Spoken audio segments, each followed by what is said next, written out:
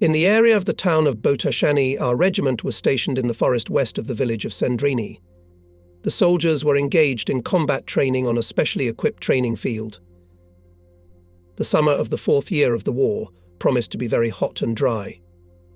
On the front roads, ridden by the wheels of cars and military wagons, ploughed by the tracks of tanks and armoured personnel carriers, the dust, sometimes rising up the column, covered the sky with a grey veil, and then the sun peeped through it faintly, as in a fog. In the fields overgrown with weeds and rarely sown, the gusty wind whipped the unripe ears.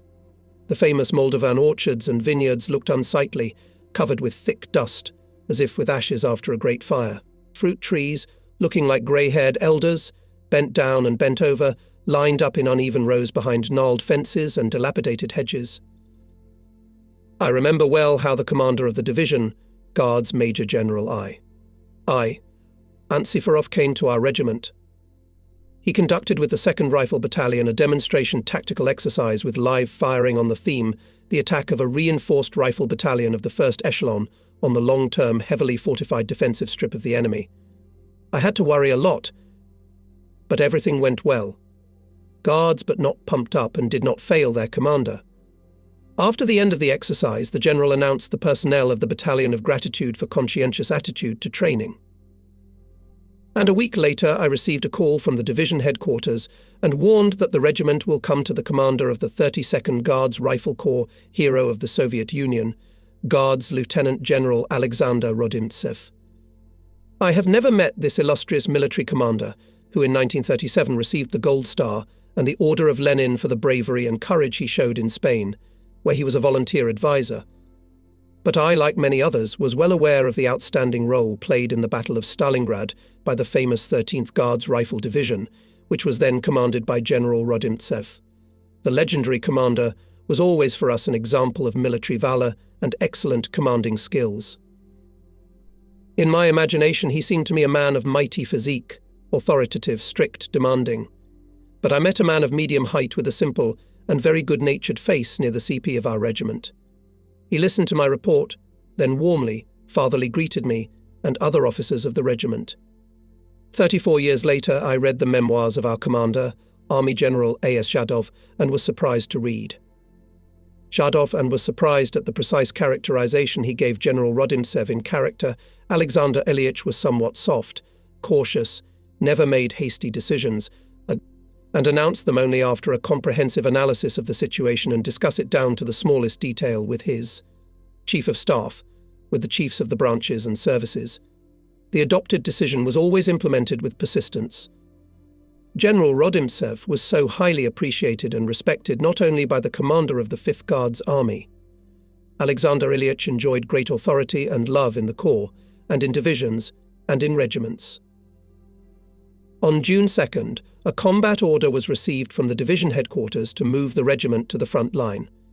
In all units at 3 p.m., combat training classes were stopped. Exactly 2 hours later, the regiment lined up in a marching column and moved in the direction of Dumbrova Rota, Kodary, Fokriali. Here, near the town of Lungu, we were to take the defence in the 2nd echelon of the division. Together with the commanders of battalions, companies, batteries and staff officers, I went to reconnaissance of the terrain. Knowing that the regimental defence area was in range of enemy artillery and mortar fire, I took precautions. But unfortunately they were not enough. The commander of the 8th Rifle Company, Guards Lieutenant Podkopayev, was wounded in the leg by a mine fragment. I decided to place the regiment's CP in a grove, half a kilometre south of the village of Fokriali. On June 7th, engineering work to improve the occupied positions was stopped due to the fact that the regiment occupied a new area of defence already in the 1st echelon, replacing the units of the 512th Independent Machine Gun Battalion. The 2nd and 3rd Battalions, which made up the 1st echelon, positioned themselves in prepared trenches and trenches north of Yerbiki, Bamechi. An observation of the enemy and a study of his fire system was organised. The Germans now and then conducted rifle and machine gun fire on our front line, occasionally undertook artillery and mortar fire on the positions of the 2nd echelon and PAG firing positions. On the northern outskirts of the village of Yerbichi, in a grove which in its configuration resembled a boot, and therefore was so named by the fighters, our observers found an enemy tank. We also noticed a large movement of enemy vehicles on the highway in the area of Podjul, Iolai in the direction of Iasi and back. Individual vehicles often entered the road to Yerbakovici and returned back. The nature of the cargoes could not be ascertained due to the thick dust. There were more and more cases of Romanian soldiers coming over to our side. I do not remember who was the first to inform me that the Allied peaks landed on June 6th in northern France. But frankly speaking, this news did not excite me. And not only me. After all, there had been talk of a second front almost from the very beginning of the war, back in the difficult year of 1941. And only almost 3 years later, the troops of the United States and England appeared in Europe. In conversation with soldiers, sergeants, officers on this occasion could hear these words. At last the Allies are swinging. They are afraid of spilling unnecessary blood. Now we can cope with the fascists without them.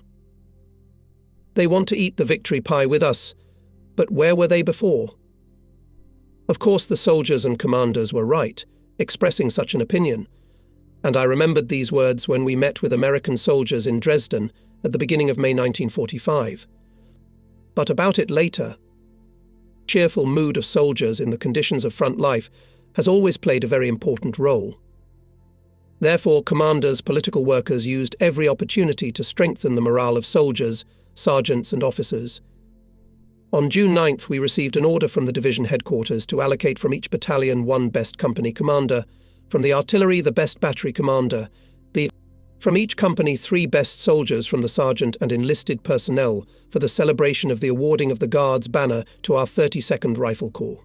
Commanders and political workers held in this connection in all units of the regiment conversations about the traditions of the Soviet Guard.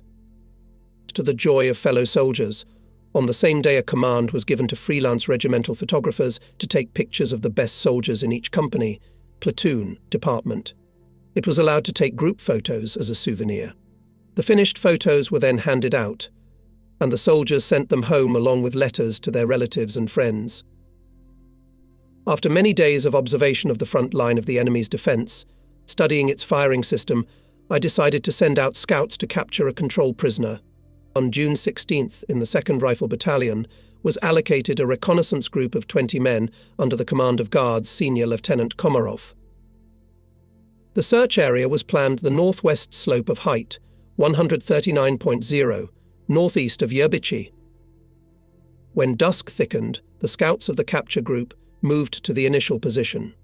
The support group, with 4 machine guns at its disposal, took up firing positions. The capture group, led by Guards Petty Officer Verikin, consisted of Guards Staff Sergeant Akhmetiv, Guards Sergeant Verevkin, Guards Private Bryukovetsky, Petrunin, Shevchenko, Komev, Kulik, Lukashenko. With the onset of complete darkness, the scouts, being careful, crawled forward to the enemy trenches. At the same time, artillery bombardment of enemy positions began, accompanied by the fire of machine guns of the supporting group. Hitlerites were forced to hide in the trenches, and the soldiers of the capture group took advantage of it. They threw grenades at the trenches and broke into them. A hand-to-hand fight ensued. In a short fight, 10 enemy soldiers were killed. Some managed to escape, 5 raised their hands. In this battle was killed Senior Sergeant Akhmetiv, were wounded Privates Petrunin, Kulik, Bryukovetsky. Having taken prisoners, carrying away the killed comrade and helping to move the wounded, the group of scouts returned back. Only now the enemy opened machine gun fire on our scouts, but the fighters were already near their trenches. When the scouts got to their own, they learned that in the ensuing firefight, Guards Senior Lieutenant Komarov, who was directing the fire of the supporting group, was also wounded. In this group, Guards Sergeant Togilanov's squad especially distinguished itself. Instead of 1 control prisoner, 5 were delivered to the regimental headquarters, one of whom turned out to be an Oberleutnant. All of them were immediately sent to the division headquarters. A week later, another reconnaissance group under the command of Guards Lieutenant Vlasov was sent to the enemy location. The group included Guards Petty Officers Glebov, Morozov, Guards Sergeant Shugunov, Privates Cherba, Karulin, Lobov, Tarakin, Klimenko, Maloshevich, Shabanov, Tonasichuk, Zhobin, Svetlitsky, a total of 14 guardsmen. They captured 3 tongues a corporal, a sergeant and a soldier. They also got one captured machine gun. At the end of June 1944, the 5th Guards Army was transferred from the 2nd Ukrainian Front to the 1st Ukrainian Front. This became known when a combat order was received from the division headquarters to prepare for the transfer of the defence area occupied by the regiment. On June 26 at 3:00, the regiment was built into a marching column. In a few days we made a difficult march and arrived at the new place of deployment near the village of Mostiatsy. During these days the soldiers were happy to learn that the strategic offensive operation of several fronts to liberate Belarus had been successfully launched. On June 26 Moscow saluted the Soviet troops who liberated Vitebsk, and on June 29 a salute was sounded in honour of the liberation of Bobruisk. On this occasion political informations were held in the units. On July 3 I received a packet from the division headquarters with a combat order to prepare to move to the place of new deployment, where all units of the regiment this time would be delivered by railroad. In a short period of time to the railroad station Feleshti were brought planks for the equipment of 20 wagons, fully prepared fodder, firewood for camp kitchens and much more. Our staffers worked tirelessly, drawing up the necessary documentation for the organisation of loading and the echelons. On the next day it became known about the liberation of the capital of Belarus, Minsk, where the occupants had dominated for 3 years. The order of the Supreme Commander-in-Chief, dedicated to this remarkable event, received by radio, caused great enthusiasm among everyone. At the meetings held in the units, it was said that the Red Army was advancing on almost all fronts, that Hitler's invaders could not withstand its mighty blows. "And we would rather go into battle," exclaimed the soldiers. "Let's give the heat to Hitler." On July 4 the regiment made a march from Mostiatsy to the station Feleshti. From here the units in 2 echelons followed the railroad through the junction stations of Balti, Rybnitsa, Vapnyaka, Zhymarinka, Proskorov to Volochisk. From here, on July 12, after a short rest, we left in 2 columns in the direction of the town of Skalat, located southwest of Ternopil, and late in the evening the columns joined at the crossroads of highways 1 kilometre northeast of this city. Further on the regiment headed along the route Skalat, Kishvo, Poznanka, Dnila, Josephoka to Mikhailovka. This small place was surrounded by forest on almost all sides. The regiment camped on its northwestern edge, and on July 14 all units began combat training. 2 days later was scheduled review of the combat readiness of the regiment, which was conducted with the participation of Staff Officers Division Commander Major General I. Ant Syfarov. After dinner here on the forest edge, the division amateur art ensemble performed the soldiers. With a good mood, the soldiers left after the concert. I don't know why, but that evening I especially felt a sense of deepest respect for all these people who had already seen and experienced so much, my fellow soldiers, my combat comrades. July 19th, in the location of the camp of our regiment, held a general building of the division on the occasion of awarding it the Order of Suvorov I degree. Let me remind you that the division was awarded this order in January 1944 for participation in the Kirovograd operation. The commander of the 32nd Guards Corps, Guards Lieutenant General A.I. Rodimtsev, came to us again. Ode addressed the soldiers with a short congratulatory speech, and on behalf of the Presidium of the Supreme Soviet of the USSR, attached the Order of Suvorov to the Battle Guards banner of the division. In his response speech, Major General Ant Syfarov of the Guards said, "Blessed with the Suvorov Star, we swear to beat the enemy with renewed vigour. We swear to destroy him in his own den." Then past the improvised tribune the most distinguished guardsmen of the past battles marched by platoon. Among them were the best soldiers of our regiment. It was at this time, in the second half of July 1944, the troops of the 1st Ukrainian Front, the second echelon of which was the 5th Guards Army, from the area of Ternopil, went on a decisive offensive, and, having defeated a large group of the enemy in the area of Brody, at the end of July liberated the city of Lvov. Developing the offensive, they forced the San River, and the fighting began to unfold in Poland.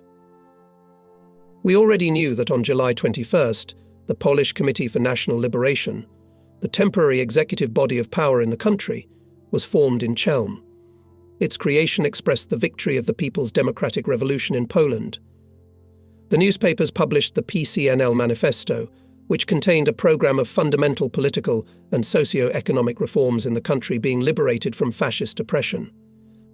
And at the end of July, the deputy regimental commander was summoned to a meeting in the political department of the division in connection with the withdrawal of Soviet troops into Poland. There, Ivan Efimovich Poltorak was familiarized with the appeal of the military council of the First Ukrainian Front to the Polish people.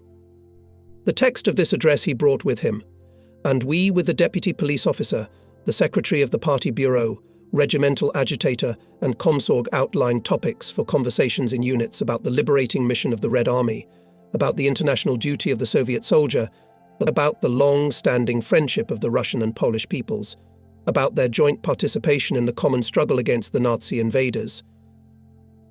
Our 5th Guards at this time was on the march, and its regiments, including ours, began to advance in the direction of Baranov, Padu, Melek. In this area, all the way to the Vistula River is sandy soil. There are a lot of forest lands, and in them there are a lot of ripe blueberries. To see the tops of tall pine trees, one had to tilt one's head, holding one's cap. Dark wooden village houses were mostly pressed against the forest. Close to them were narrow strips of fields, on each of which already harvested rye stood in low bunches.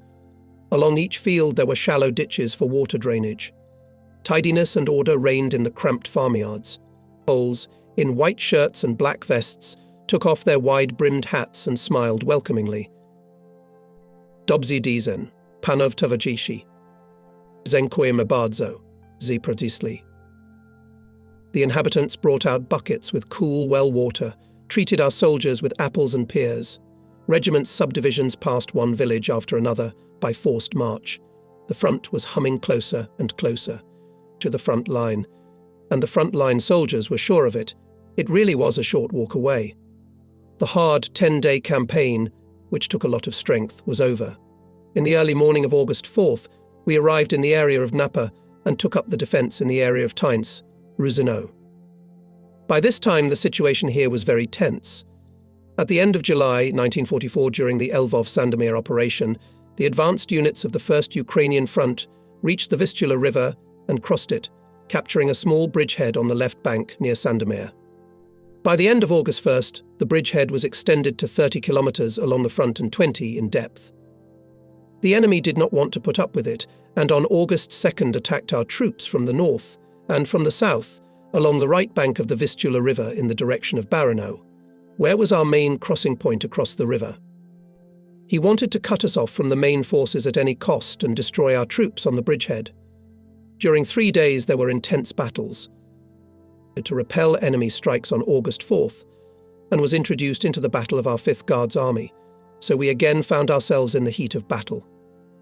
On the same day, in the afternoon, before we had time to properly entrench, battalions of the 1st Echelon boldly attacked the enemy and threw him back behind the line of the railroad. The enemy took positions at the boundary of Padev, Pitbally and strong rifle, machine gun and mortar fire, supported by 6 tanks, and 4 armoured personnel carriers delayed the further advance of our soldiers. We had to entrench on the occupied line. The Germans, with the support of tanks, fiercely counterattacked, and after one of the counterattacks, the rifle company of Guards, Senior Lieutenant Baranov from the 3rd Battalion, was for some time cut off from their own. Having learned about it, I ordered the commander of the anti-tank battery, Guards Captain Radchenko, to urgently come to the aid of his battle comrades.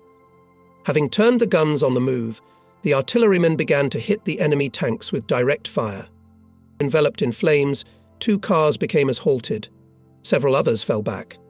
Guards Senior Lieutenant Baranov raised his men in the attack, who managed to hold out until the approach of anti-tankers, and after a fierce battle by the morning of August 5th, the railway station Padev was liberated from the enemy. Company Commander Guards Senior Lieutenant Baranov, on the eve of the battle, was accepted as a candidate for the All-Union Communist Party, was awarded the Order of Patriotic War II degree. The regiment took a new line at the intersection of dirt and railroad near the station. The reconnaissance sent forward reported that there was no enemy in the nearest settlements, Kenblov, Tarnuvek. All our units moved further in the western direction, approaching the Vistula, and in the afternoon came to the right bank of the river. Its width reached here 250 and depth more than 3 meters. At 17:00, the regiment began forcing the river in the following order. First went the 3rd Battalion, a company of APC and a battery of 45 mm guns. Second, the 2nd Battalion and a battery of 76 mm guns. Third, the 1st Battalion. The rest of the units crossed to the left bank of the Vistula following them. Watching from my temporary command post over the course of the crossing, I noted with satisfaction with what diligence and perseverance the soldiers overcame the water obstacle, showing ingenuity. For crossing they used everything that was at hand, and was able to hold on to the water fishing boats, old barges, empty barrels, logs, planks, hedge poles, and so on. Many fighters threw themselves into the swim-on straw-stuffed raincoats. About 2 hours later, under the guidance of the head of the engineering service of the regiment, Guards Captain M. Kachacharov, our sappers built a ferry from 2 barges found on the sandy shore, which were abandoned by the Germans who did not have time to use them. Despite the strong current, the sappers of Lieutenant Komin's platoon skillfully led the ferry not by cable, but by oars. Officer Ushakov's platoon simultaneously organized a boat crossing. Guards Senior Sergeant Churigin managed to accommodate 20 men in the boat, and even with 4 mortars, the ferry, working continuously, made 16 trips back and forth in a day. The boat turned around 29 times. At dawn on August 7th, the regiment took up the defence on the left bank of the Vistula, on the section Zalezje-Ziborsk. Here were also concentrated 22nd Motor Brigade, 108th Mortar Regiment, 95 tanks. The enemy, according to our intelligence, had a strong pre-bridge fortification northwest of the bridge across the Vistula, which was in his hands. Hitlerites, guessing apparently that our troops are accumulating in front of their positions, hastily began to transfer reinforcements. During the night there went about 50 tanks and up to a regiment of enemy infantry. During the next day, the enemy methodically conducted artillery fire on the regiment's fighting orders, bombed us and fascist aviation. But despite this, by the end of the day, all units buried in the ground. Full-profile trenches were occupied by riflemen, machine gunners. Positions for mortarmen and artillerymen were equipped. In the area of the regiment's CP concentrated companies of communications, machine gunners, anti-tank guns. It was obvious that we would not have to stay long in this place, but we could not move further, and here's why the ferry crossing the Vistula was so loaded that on the right bank there were still up to 15 tons of regimental ammunition, clothing and food stores, about 50 wagons of rear units, 5 trucks. I ordered the regimental engineer, Guards Captain Kachaturov, to organize the transfer of cargoes, vehicles and wagons to the left bank in the shortest possible time. I allocated to him to assist the assistant to the Chief of Staff of the regiment on the rear. Guards Captain Gorodko with a sapper platoon and a group of masters of ammunition, commanded by Guards Lieutenant Bajinov. The sappers built a large-sized folding boat, and by the end of the day transferred all ammunition, spare weapons and food to the left bank. A little later the rest of the cargoes were transferred there as well. On August 8th in the evening it became known that the Nazis were accumulating forces, preparing for an attack on Patsano. This was told by a defector soldier, a Pole by nationality, brought to the regimental headquarters. I, of course, reported it to the commander. This information was double-checked by the division headquarters and confirmed. August 9th, I received an order to form 2 independent groups. They were to move along the routes Patsano, Olaspika, Buddy and Zalezje, Ziborsk, Gais, Slupek. On August 10th, the first group, which included the 1st and 2nd Rifle Battalions and artillery of the regiment, reached the line Stels, Kempi. The regiment's CP was equipped in Buddy, special units settled there. The second group, the 3rd Rifle Battalion, with attached and supporting firepower, took up the defence on the Garpovsi line in the bend of the Vistula River, with the task of preventing the large enemy forces remaining on the right bank from crossing to the left bank. We understood, of course, that the enemy would not leave us alone and would try to throw the Soviet troops from the Sandomir bridgehead, from where the direct way to the Oder, to Berlin. And so it happened. On August 11th, the enemy struck at the junction of the 112th and 95th Guards Rifle Divisions, threatening to reach the rear of the 32nd Guards Rifle Corps. To prevent such a threat, the commander of the 5th Guards Army, General A.S. Zhadov, who at that time was at the headquarters of the 32nd Corps, gave an order to its commander, General I. Rodimtsev, to urgently put into action our 97th Guards Division and in cooperation with the 52nd Tank Brigade to hit the flank of the advancing group of German troops. The Corps commander immediately ordered General II. Antseferov to attack the enemy advancing in the direction of Kurdzavenka, Shidlov. I received an order the regiment to withdraw from the occupied positions and move from Brod to Konomlot by forced march. For a more detailed clarification of the combat situation was sent reconnaissance. In the forest near the village of Grozibo, the regimental scouts unexpectedly encountered German reconnaissance. The fight was short and not in favour of the Germans. Enemy spies were forced to retreat, but not all of them. Our fighters captured an Oberleutnant and a soldier of the 79th Infantry Regiment. Information received from these prisoners clarified something. In the afternoon of August 12th, the division commander ordered the regiment to go on the offensive, supported by tanks and the 3rd Division of the 232nd Guards Artillery Regiment. The attack was unexpected for the Hitlerites, and their defence was broken through. By 16:00, the regiment reached the borders on the approaches to the villages of Zaraz and Ponik. Then, however, the offensive slowed down the enemy tanks, dispersed in ambush, opened a strong fire. In addition, all day long several dozen Fokkers, methodically bombed and, descending to shaving flight, fired from cannons and machine guns at the regiment's fighting order and the nearest rear. In the battles of August 12th, the 120 mm mortar battery of Guards Captain M.Y. Lippmann, the mortar company commanded by Guards Senior Lieutenant A.S. Artsab, and the 2nd Battalion of Guards Major A.K. Stablevsky worked perfectly. I maintained constant communication with the 3rd Rifle Battalion, which was still occupying the defence in the Vistula Bend, in the area of Tarnois. Toward evening, taking advantage of the temporary lull, I called there again. The battalion commander, Guards Major V. I. Chaika reported to me that the enemy was not particularly active, but was clearly trying to identify our forces and locate the location of our firing positions. For this purpose, Hitlerites 3 times at dusk sent from the right bank rafts with models of guns and even stuffed animals resembling German soldiers. But the trick of the enemy was unravelled. The battalion did not open fire. I almost didn't sleep for the 3rd day and, having said goodbye to the Commander 3, decided to sleep for an hour. The orderly laid my overcoat on the bench in the dugout, putting my own rolled-up overcoat in the headboard. And I hardly touched my head to this improvised pillow as I plunged into sleep. How many minutes I managed to sleep, I don't know. I woke up because someone was shaking me by the shoulders. I opened my eyes. The Chief of Staff, Guards Major Takmovtsev. "Yuri Andreevich," he said guiltily, "the commander is on the wire. He demands you." I picked up the phone, reported, and heard the familiar bass voice of General Antseferov. "Were you asleep or what? You sound a little sleepy." "I was, Comrade General. I had a little nap.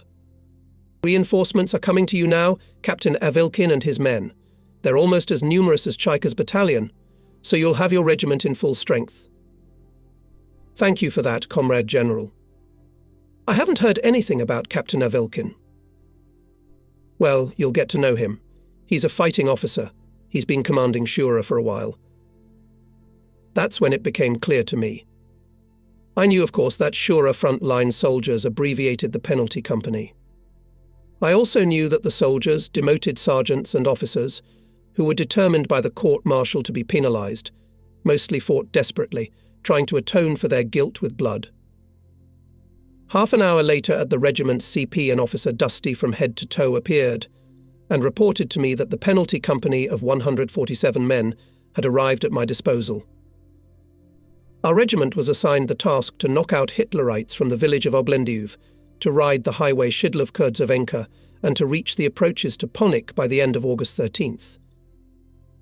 In the afternoon I decided to attack the Germans suddenly, without artillery preparation, before dawn with the forces of the 1st and 2nd Battalions, covering the village from the flanks, where the enemy's defences were weaker. I reported the plan of the upcoming battle to Captain Avilkin.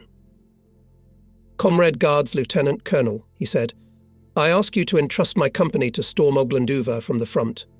And when the Krauts are drawn into the battle, battalions will strike from the flanks. Well, not a bad idea, I agreed. Called to the Control Commander 1 Guards Major Black and Commander 2 Guards Major Steblevsky, and we talked about all the issues of interaction in the attack on Oglenduv. About 3 o'clock Avilkin's company secretly concentrated in a small ravine near the outskirts. Then, without a single shot, silently the penal officers rushed to the attack. A hand-to-hand fight ensued. Hitlerites apparently did not expect such a daring attack and retreated to the depth of the village. And the German tankers did not even have time to start the engines of the tanks standing on the road. They were captured by the men of the company and turned out to be quite serviceable. When 2 green rockets launched by Avilkin soared over Oglenduv, the 1st and 2nd battalions got into action, and by daybreak Oglenduv was in our hands. I got there about 20 minutes after the battle was over. Captain Avilkin reported that the company had lost 20 men killed and 30 wounded, but had captured 4 German tanks, including Royal Tigers. I had seen more than once simple Tigers, but Royal had never seen them before. I examined them and came to the conclusion that the machine was powerful, but it seemed clumsy. I will note, by the way, that these tanks, as I was then told in the division headquarters, were the first of the captured tanks on the First Ukrainian Front. A few days later, 10 serviceable Royal Tigers were sent to Moscow for the exhibition of trophy weapons, opened in the Central Park of Culture and Recreation named after M. Gorky. Among this dozen of trophy combat vehicles were the Royal Tigers captured by Captain Avilkir's company. And to finish with this combat episode, I will say that this unit soon joined our regimental family, and the former penalised soldiers, as having atoned for their guilt before the motherland with blood, became full-fledged soldiers. It was a hot day on August 13th. The thermometer in the sun showed almost 40 degrees. This day was hot and on heat of fights. Hitler's command did not want to come to terms with the loss of Oglenduva and undertook one attack after another. Only until noon had to repel 5 infantry strikes supported by 10 tanks. 2 of them were hit by the gun crews of Guards Sergeant Durakin and Guards Staff Sergeant Levin, and the 3rd tank was put out of action by the Pityerovtsi. Later, the deputy battalion commander, Senior Lieutenant Pavlov, told me and Major Poltorak that the night before, when the mail came, our famous machine gunner Alexander Zhegiria received a letter. It was from his brother Vasily from distant Stalingrad. Well, what does the brother write? Pavlov asked the sergeant. He writes that he recently visited his native village, that my mother has become completely grey, mourning younger brothers Nikolai and Yasha, that she is worried about me. She asked Vasily to write to me to take care of himself. I continued to tell Pavlov how Zhegiria took a piece of paper out of the field bag and, wetting the tip of a chemical pencil with saliva, began to write a letter back to his brother. Already after the war, the young trackers of Voroshilovka village made a copy of this last front letter of Alexander, which among others was carefully kept by his mother Praskovia Ilinichna. It contains lines like these: "We entered heavy fighting. I and my friends guardsmen are fighting not for life, but for death. If I die, remember me and my family, especially Lida and Valik. Please give me affection. Hugs, your brother Alexander, August 13th, 1944. On August 13th, Alexander Zhegiria distinguished himself again. And on the same day he died. As in the evening, the battalion's commander, Guards Senior Lieutenant M.A.N. Varaka, reported to me and the deputy politician, the case, according to him, was as follows. In the middle of the day, the battalion began to advance towards the forest. The infantrymen rose to the attack. Zhegiria, with his Maxima formation, moved forward, took a convenient position, and having opened and aimed fire, what is called, mowed down the Germans. Finally, they trembled and began to run away. "Look, they are dragging away," shouted the soldiers of the regiment. "They are falling, but not all of them," Alexander calmly said, and showed on dozens of Hitler's soldiers killed by him. At that time, a German tank, standing in ambush in the forest, opened fire on the sergeant's machine gun. After the second shell burst, sent from the tank cannon, the Partok saw how the machine gun was thrown away by the explosion. and Zhachiria fell down on the side, grabbed his right side. Machine gunners Fedorov, Lunev and Sivak rushed to him. They unbuttoned his uniform, lifted his head with their hands. The wounded breathed heavily and intermittently. The ground under him was soaked with blood. The soldiers quickly tore individual bags and began to bandage the sergeant's chest. Varaka ran up. "Be patient, Sasha," he said. "Be patient. Everything." Zhachiria said quietly and panting, whispered hotly, "Beat the bastard. Fascist for our desecrated land, as I beat him." "Aye." These were Alexander's last words.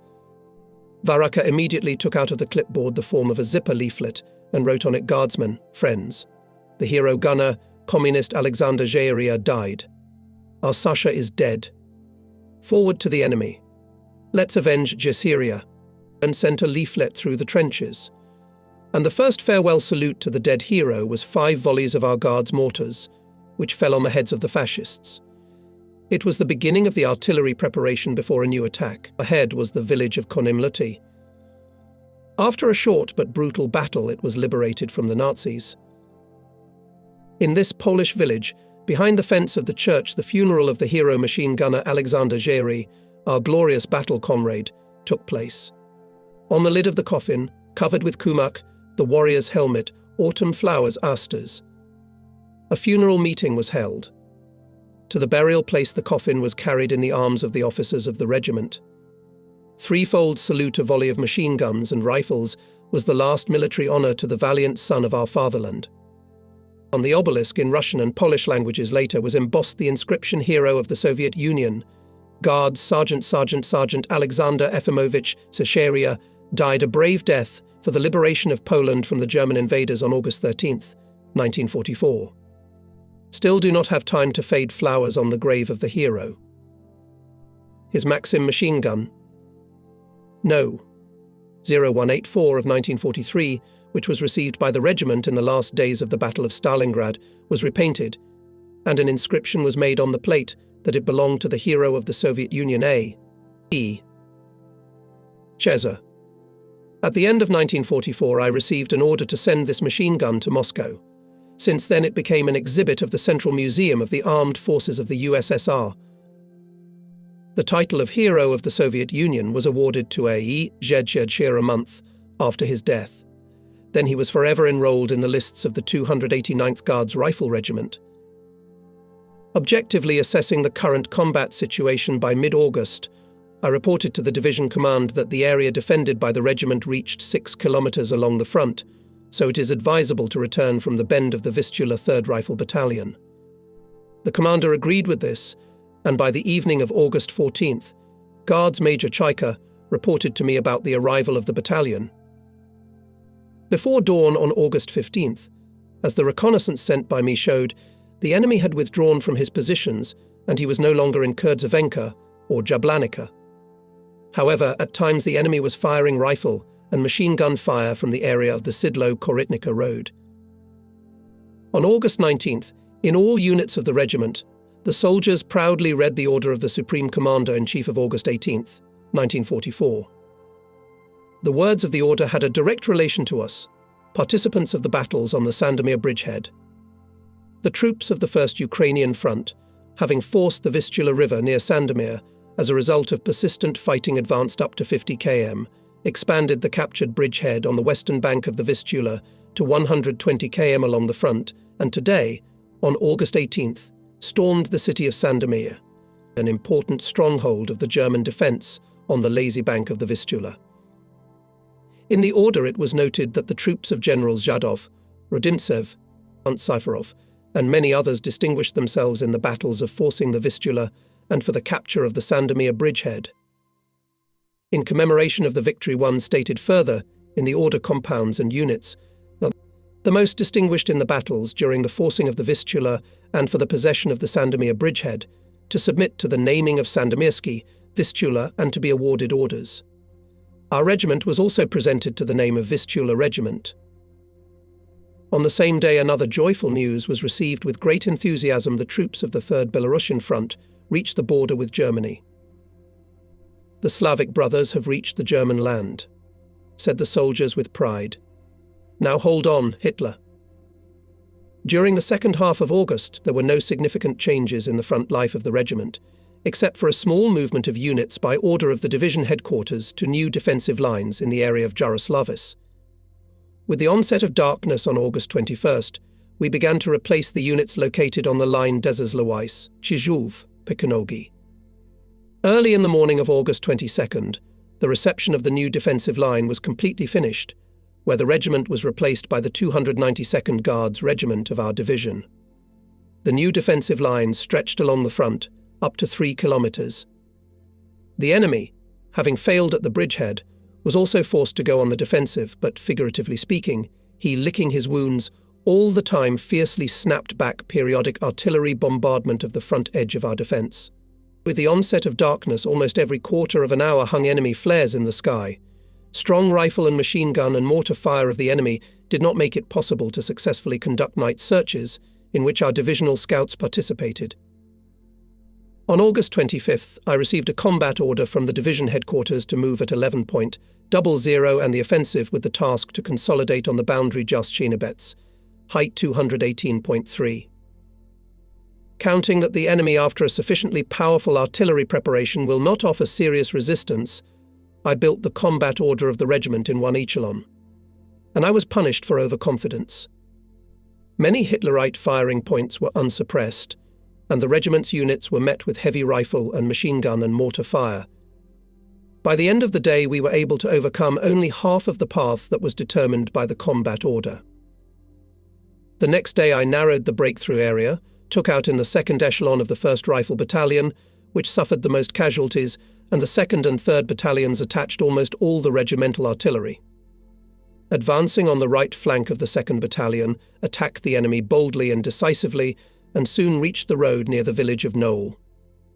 This was facilitated by the fact that 3 machine guns of the enemy, hindering the advance of our riflemen, were destroyed by the fire of 76 mm guns from the regimental battery.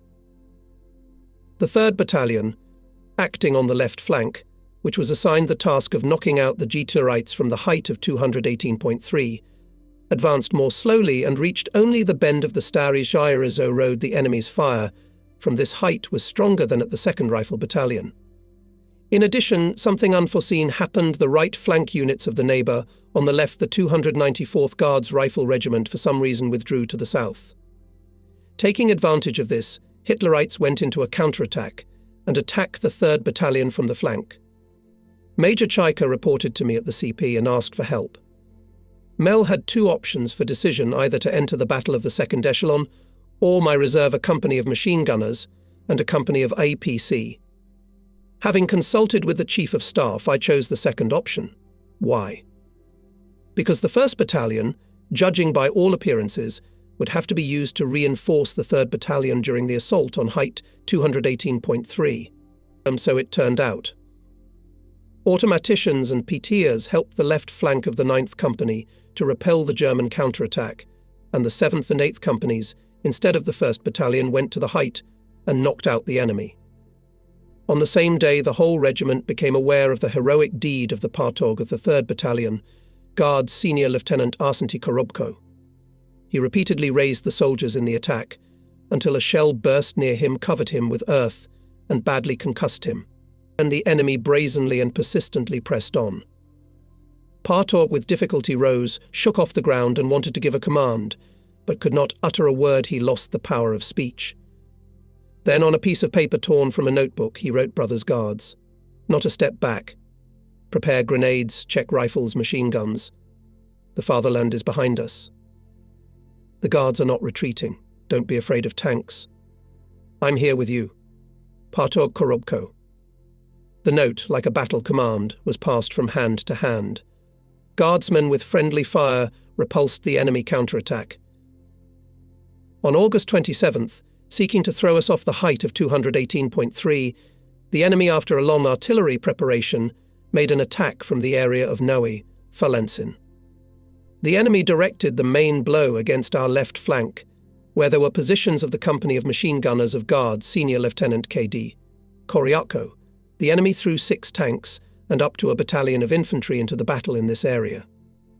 The Germans went on the offensive drunk, at full height, but the mental attack did not work out. The company commander detached a group of machine gunners consisting of Guards Privates Shukin, Litvinsky, Koval, Maigun, Tikhanov, Daryev, Kolesnichenko and Yazov to strike in the flank of the advancing infantry, and himself and the rest of the men bravely took the blow. Automaticians stood to the death. 2 tanks were hit by anti-tank guns and 2 by artillerymen. I consider it my duty to emphasize the merits in these battles of our communicators. Without well-organized, uninterrupted communication would be simply impossible to quickly maneuver equipment, to use artillery in a timely manner, to carry out interaction between units. Fearlessness and selflessness were shown by soldiers of the communications company, Guards Junior Sergeant Volkov, Guards Privates Gelchenko, Kovtun, Shapovskoy. In the battles for the height of 218.3, they eliminated, under enemy fire, more than 50 damages of telephone communication. All these communicators were awarded with the Order of Glory of I degree. Regimental artillerymen acted above all praise.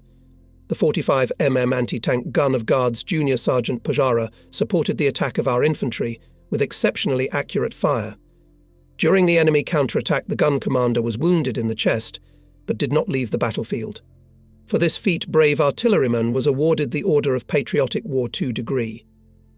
The same award was given to the commander of the 45 mm gun, Guards Sergeant Yurchenko, and the commander of the squad of the APC company, Guards Sergeant Ishchenko.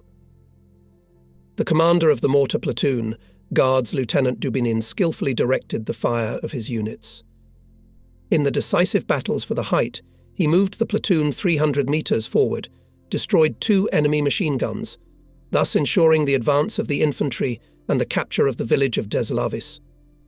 The commander of the mortar platoon, Guards Lieutenant Izmatiev, who tactically competently led his unit, destroyed 2 enemy observation posts and 3 machine gun points with mortar fire, distinguished himself there. Officers Dubinin and Izmatiev were awarded the Order of the Red Star. The same order was awarded to art technician, Guards Lieutenant Bazhenov, and platoon commander of the transport company, Guards Lieutenant Daichek. Understanding the exceptional importance of uninterrupted supply of the regiment with all kinds of ammunition, they skillfully organized round-the-clock delivery of ammunition, mines and shells to the units. The Order of the Red Star was also awarded to officers Rumiantsev, Pasinkov, Sazonov, Kislov Igorov, Zarubin, Sunduk, Guards Petty Officer Prydel, Guards Senior Sergeant Kozairev, Guards Junior Sergeants Vovnenko, Ulferonko, Guards Privates Vizul, Krivda and others. The Order of Glory of the I degree was awarded to riflemen from the 3rd Battalion, Guards Privates Polyansky and Chernishev, who, despising death, were the first to break into the enemy trenches, killed 5 enemy soldiers by fire, and 1 was taken prisoner. This soldier's award was also presented to Guards Senior Sergeants Medvedev, Netriba, Guards Sergeants Golkin, Fedorov, Koval, Guards Junior Sergeants Kolesnikov, Kazankin, Guards Privates Molbert, Orlinik, Sklyarov, Kravets, Romasev, and others. At the end of August, the 3-year anniversary of the formation of the 97th Guards Division was celebrated. There were rallies in units and subdivisions, where heroes of long ago and recent battles spoke. In our regiment there was a meeting of veterans. It was held in a large former manor house. On the walls of the most spacious room, watercolour portraits of our heroes, including a portrait of A. Jedzhiri. There is also a scheme of the combat path of the unit, diligently made by our frontline artists' designers. I congratulated the soldiers on the anniversary of the division and gave the floor to the Chief of Staff, Guards Major Takhmovtsev, who announced the orders for the division and regiment. On the combat path of the division told the Partog of the regiment, Guards Major Guy Borozenets. I listened to Grigory Ilarionovich, and in my memory recalled the battles near Rostov-on-Don and near Kharkov, near Stalingrad and the Kursk Bulge, on the Dnieper and the right bank Ukraine. Behind the curtained windows was a warm summer night, and only the muffled rumble of artillery cannonade, coming to us, reminded us of the formidable everyday life the war. In connection with the anniversary of the division, it was decided to write a greeting to the workers of the Stavropol region. In this letter, which was soon sent to the toilers of Stavropol, the guardsmen told about their successes in combat and the exploits of the most distinguished soldiers and commanders, expressed their unshakable confidence in the complete defeat of the Nazi invaders.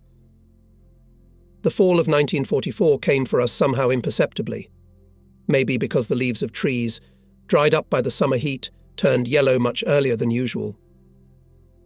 Or maybe it was because nature, for all of us, who had gone headlong into the front life, full of nervous and physical tension, had fallen into the background. And yet we really felt the approach of autumn weather, when cold rains began to water the earth thirsty for moisture. At the beginning of September there were strong thunderstorms, it became noticeably colder, dusty roads became unpaved. Our front life in September began the same as it ended in late August. The regiment occupied the former line of defence in the second echelon. The enemy, as it was said in official reports, was not active. There was already quite boring to all gun and machine gun and mortar firefight. As always, in a state of full alert were our scouts. In another night search I ordered to go to the capture group, led by a former Scout Guard Sergeant Riltsev, and 2 groups of cover under the command of Guards Staff Sergeant Nestorenko and Guards Sergeant Antonenko. And also, as always, the preparation for the search began with the study of the selected for reconnaissance area of enemy positions. By the flashes of gunfire, senior groups accurately determined that behind the front edge of 4 separate peasant houses was an enemy machine gun point.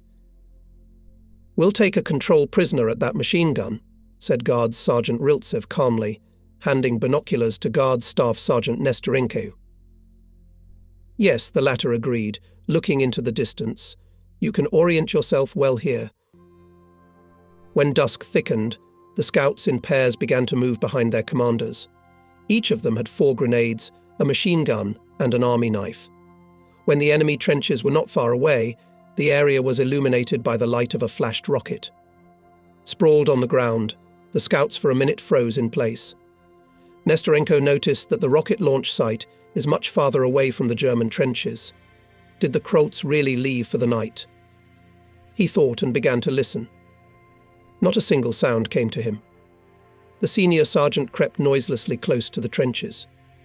Near them lay kettles, satchels, but there were no Germans. At the conditional signal, scouts crawled further behind the front line to the 4 houses. Nestorenko's assumption was justified. When our fighters were already 50 meters from the outermost house, again very close to the rocket soared. In its light, scouts clearly saw a machine gun standing at the fence, and away from him one after another 4 dugouts. Forward. Softly, but clearly, as soon as the rocket went out, the command was given by the commander of the capture group, Sergeant Riltsev, and immediately grenades flew into the location of the Germans. From all sides our soldiers' automatic rifles rumbled. Hitlerites responded with indiscriminate shooting. Riltsev was wounded. The commander of the cover group, Guards Senior Sergeant Nestorenko, rushed into the German trench, followed by a young scout Samsonov and others. A hand-to-hand fight ensued. Guards Private Tarasenko noticed how the German jumped out of the trench and ran towards the village. A grenade thrown after him exploded at the feet of the fugitive. Another German jumped out of a neighbouring trench. Tarasenko rushed at him and knocked his rifle out of his hands and threw him to the ground. A few minutes lasted a stubborn struggle. Finally, Tarasenko overpowered the German. "Come to me, I have the Kraut!" he shouted. Instantly from the darkness appeared scouts Boschko and Zubenko. They helped Tarasenko to tie up the fascist soldier. At this time, the rest of the scouts finished with the Germans, who were in the dugouts. As suddenly as it began, the shooting was silenced, and the soldiers, taking with them the tongue, disappeared in the darkness. An hour later, the prisoner testified at the regimental headquarters. And the scouts, with the exception of Riltsev, who had to be sent to the infirmary, spread out on the fragrant hay, slept a bogatyr sleep. I learned about the vicissitudes of this successful night search from the commander of the reconnaissance company, who reported to me in detail about the actions of scouts. The war taught us a lot, and in particular the immutable rule that in defence at the first opportunity to improve the engineering equipment of positions. And so it was this time. But as soon as the soldiers began to work with shovels and dust rose above the trenches, the enemy immediately opened artillery and mortar fire. Several men were wounded. Then I ordered to carry out engineering works only at night. And in order to speed things up, I involved soldiers of the regiment's units and rear units. About the intensity of these works can be judged by these figures, taken by me from the combat report to the division headquarters, sent September 1st at 10:00. Only for one night were dug 300 linear meters of full-profile trenches, 620 linear meters of trenches 0.5 m deep, 8 firing positions for machine guns, equipped 2 machine gun bays. Until about 12:00 the soldiers slept, and then engaged in combat training. The theme of the training offensive reinforced rifle company and attacking the front edge of the enemy's defense by day and night, fighting in the depth of the enemy's defense, and close combat in trenches and trenches blocking small strongholds, securing the achieved lines and repulsion of enemy counterattacks offensive in the forest. According to numerous data received at that time, Hitler's troops began to accumulate ammunition with chemical warfare agents in frontline and army warehouses. It was not excluded that the fascist rulers, anticipating the inevitable collapse in the war unleashed by them, would decide to use chemical weapons against the Soviet troops standing on the threshold of Hitler's Reich. In this regard, the head of the chemical service of the regiment, Guards Captain N.I. Canin organized and conducted classes with officers and non-commissioned officers of the regiment on anti-chemical protection. Additional measures were taken to equip all personnel of the regiment with gas masks and other means of chemical protection available at that time. I visited the regimental commander's training camp, which was held by the corps commander. In addition to the corps commander and the head of the political department, before us spoke head of the operational department, Lieutenant Colonel I.F. Skorobis, Intelligence Major P.S. Vasilenko, Chief of Communications Lieutenant Colonel K.V. Podchekayev. At the division headquarters held a training camp for battalion commanders, and I held a training camp with the commanders of companies, batteries and platoons. Conducted explanatory work among the local population and prepared them for evacuation from the front line. In the evening, in the house of a Polish peasant, his fellow villagers gathered. It was crowded, but soon everyone settled down and listened with intense attention to the Russian, Soviet officer who came to them. The agitator of our regiment, Guards Captain Semiglazov, with the help of an interpreter, told the audience about the aims of the Red Army's entry into Poland, about the formation of the Polish National Liberation Committee, and about the attitude of the Soviet Union towards Poland. Martin Strojny, a peasant, read aloud in his native language the PKNO manifesto and the agreement between the Soviet government and the committee. After reading such important documents, those present nodded approvingly and began to talk animatedly. "The Russians have given us a helping hand," said Martin Strojny, "and we are grateful to the Red Army for liberating us from the fascists and caring for the future of our people. We all want to see Poland as a free, independent, democratic republic." Captain Semiglazov answered the questions of the Polish citizens thoroughly. The conversation lasted until late in the evening. The peasants left satisfied. In the area where the regiment was located, 3 commandant's offices were organized, whose duties included sending people out of the combat zone and guarding their property. In a short time, more than 200 households were liberated, and the number of evacuees amounted to about 1,500 people. On September 8th, the regiment received the order of the Supreme Commander-in-Chief No. 295 of September 1st, 1944, by which the 289th Guards Rifle Regiment, among other units that distinguished themselves in the battles for the capture of the Sandomir bridgehead, was awarded the honorary name of Vistula. Rallies were held in all units. Guardsmen gave their word to beat the enemy even harder in the upcoming battles. On the same day at the regular party meeting, the communists of the regiment discussed the state of party political work in the units and further tasks of the party organization. The report of the regiment's Deputy Commander for Political Affairs, Guards Major Poltorak, the speeches of Guards Captain Shildyov from the Political Department of the 97th Division, Guards Senior Lieutenants Artsab, Pavlov, Guards Privates Kapustin, Cherva and others permeated one common thought. All party political work should be aimed at ensuring the complete defeat of the hated enemy. Every communist must also be an ideological fighter. Communist soldiers, first of all, commanders and political workers, explained to their fellow soldiers the reports of the Sovinform Bureau, held talks, answered the questions of the soldiers. They also, as a rule, issued handwritten zipper leaflets which reported on the exploits of fellow soldiers, soldiers of other parts of the division. At the meeting it was noted that the regiment noticeably increased the influx of applications from soldiers who distinguished themselves in battle, asking to be accepted into the party and komsomol. In August, 43 people were accepted as candidates for membership in the All-Union Communist Party of Bolsheviks, and 51 people were admitted to the komsomol. Battalion Commander Major Chaika, commander of the Company of Machine Gunners Guards Senior Lieutenant Koryatko, Platoon Commander Guards Lieutenant Vlasov became party members.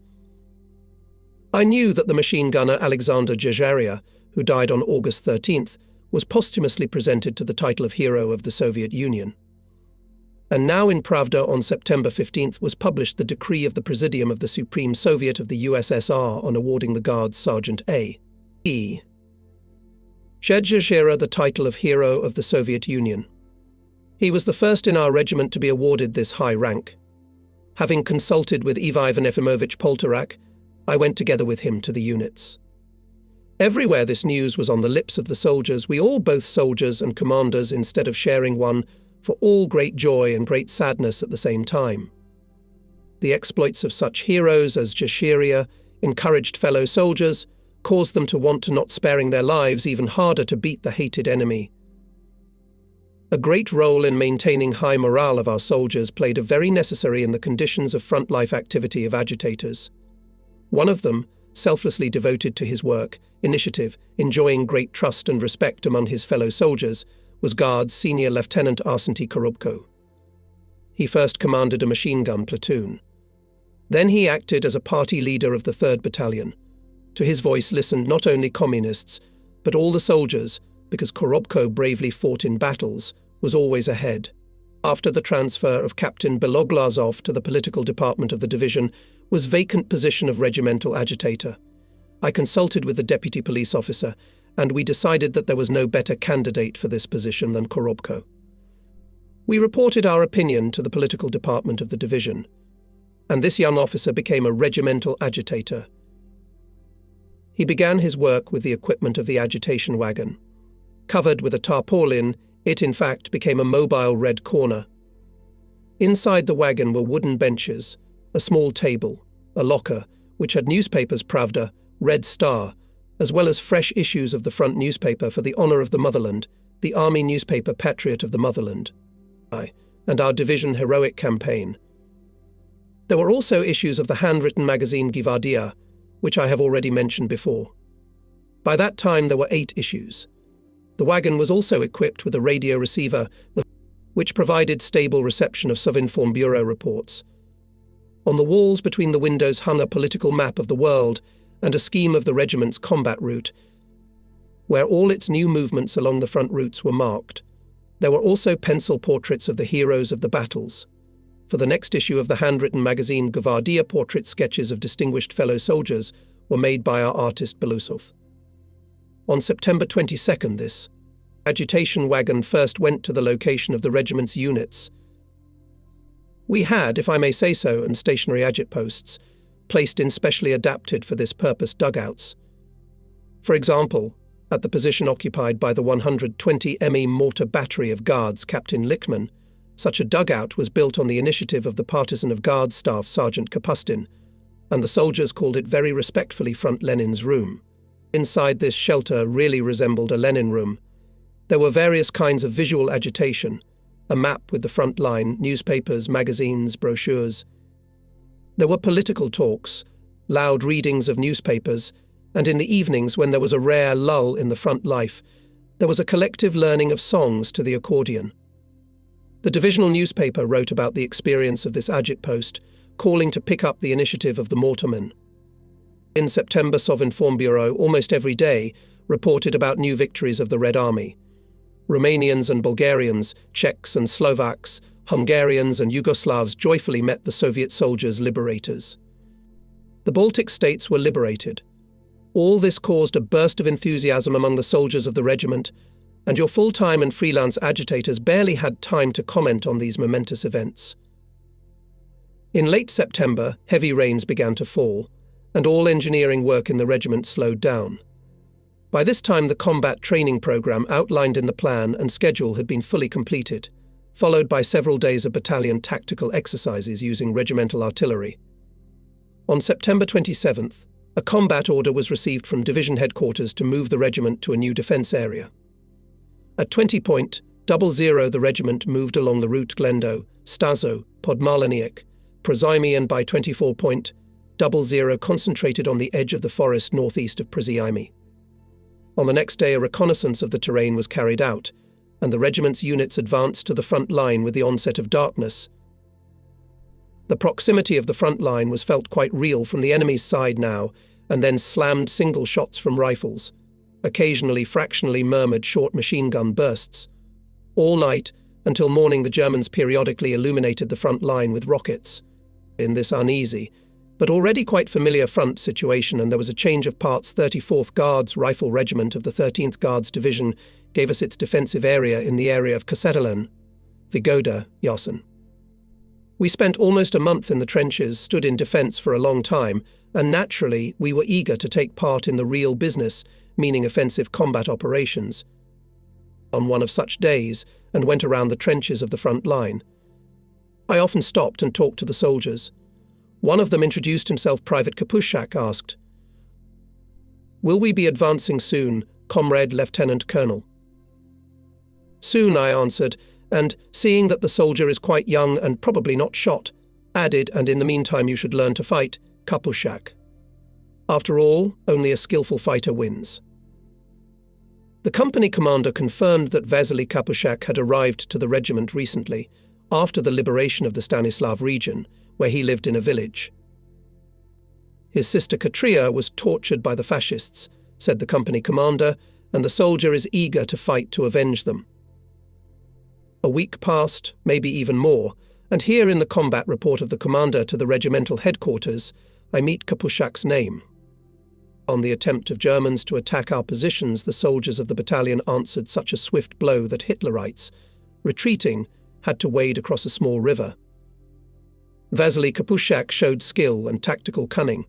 Ahead of the retreating, he, together with soldiers of the machine gun crew of guards, privates Poshtinyuk and Grinko, quickly crossed to the other bank. And as soon as the Hitlerites came out of the water and climbed the hill behind the hillside, Kapushak from ambush hit them with a machine gun burst. The soldier saw how the first Germans killed by him fell down, and in his heart he rejoiced his sacred revenge on the enemy was accomplished. Then the second group of Hitlerites appeared. Quickly changing the position, the machine gunner again opened and aimed fire. The fascists came to their senses and began to fire from mortars at the machine gunner's position. Kostya Poshtanyuk, a fellow countryman and friend of Kapushak, was wounded by a mine fragment. Soon Taras Grinko was killed. It was the first death, the first loss of a battle friend that happened before Vasily's eyes. At first he was even confused and helplessly said, "How can it be, guys? How can it be?" But the momentary confusion was replaced by a rush of indomitable anger. Kapushak clenched the handles of the machine gun and did not stop firing until the surviving fascists began to withdraw indiscriminately. Combat presented Kapushak for the first combat feat to the Order of Glory. I agree. I supported this presentation, and soon the first award appeared on the young machine gunner's uniform. On September 29th, was summoned to the division headquarters by the commander of the regimental reconnaissance platoon, Guards Petty Officer L. Vinogradov. I personally knew the reason for this summons, but whether or not Alexander guessed why he was summoned, I did not know. In any case, he kept calm, was as taut as always, except that in his brown eyes shone cheerful sparks. I guessed probably. On this day, the division commander, Major General Major I. Antseferov first presented him with the epaulettes of a junior lieutenant, and then the Order of Glory, First Class, and congratulated the first in the division full cavalier of this honourable soldier's order. He was also handed a letter of greeting from the division command, which included the following words to you, the first full holder of the Order of Glory of our division, courageous and fearless hero of our beloved motherland. The division command sends warm, heartfelt, Combat greetings and shakes your bogatia hand. We are confident that you will educate dozens of courageous and experienced scouts, pass on to them your wealth of experience, and by your heroism, courage and bravery will glorify in battles our battle guards' banners. Vinogradov remained a guest of the division commander for several days. The experience of engineering works accumulated by our soldiers was very useful at the new frontier. The state of the defences could not satisfy us. The trenches of the first line had insufficient depth. There were no dugouts for accommodation of personnel. But when we had to take up the task of putting things in proper order, we realised what was going on. Under a thin layer of soil on the defence site were solid stones and rubble, and again in the night time our fighters were literally digging into the ground. So for us October 1944 began. There are their own strict laws of war for those who are on the front line. One of them is to know as much as possible about the enemy, to be always on the alert, not to let the enemy catch you off guard. Intelligence issues I had to deal with constantly. And this time a reconnaissance group was very carefully compiled, which was ordered to be headed by Guards Staff Sergeant Popenko. Cover groups were led by Guards Staff Sergeant Bezmenov and Guards Private Pochinko. The participants of the night search and capture of the control prisoner for 3 days conducted an intensified visual study of the enemy's leading edge. By the end of the 3rd day, the observation log and the schemes drawn up by them gave an almost exhaustive picture of the German defences in the area planned for reconnaissance. The object of attack was an enemy bunker with a machine gun, located near a ravine north of Korytnas.